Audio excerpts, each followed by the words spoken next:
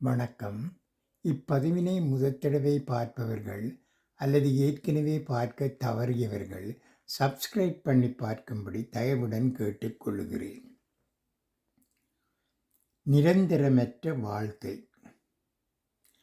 வாக்குவாதம் செய்பவர்கள் வாழ்க்கையில் ஜெயிப்பதில்லை. வாழ்க்கையில் ஜெயித்தவர்கள் வாக்குவாதம் செய்வதில்லை. எதிரியை பகைத்து கொண்டால் அவன் எப்போதும் எதிரிதான். ஆனால் நண்பனை பகைத்து கொண்டால் அவன் துரோகியாகி விடுகிறான். நமது மகிழ்ச்சிக்கு எளிதான வழி அல்லது குறுக்கு வழி எதுவும் தேவையில்லை.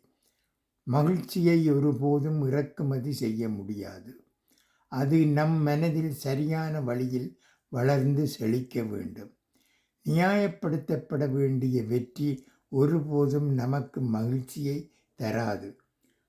மறைக்க எதுவும் இல்லாத வெற்றி மட்டுமே நமக்கு மகிழ்ச்சியை தரும்.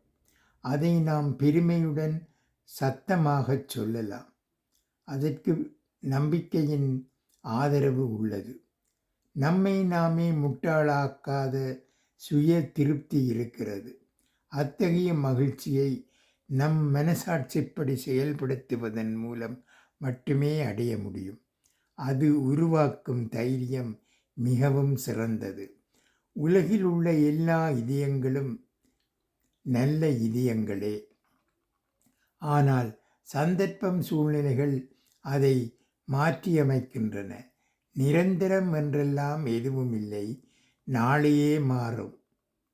நாம் இருப்பதோ கொஞ்ச காலம். இருக்கும் வரை விலகியவற்றை எல்லாம் மறந்து விரும்பியவற்றை எல்லாம் அன்பாகவே நேசித்து செல்வோம். நன்றி, வணக்கம்.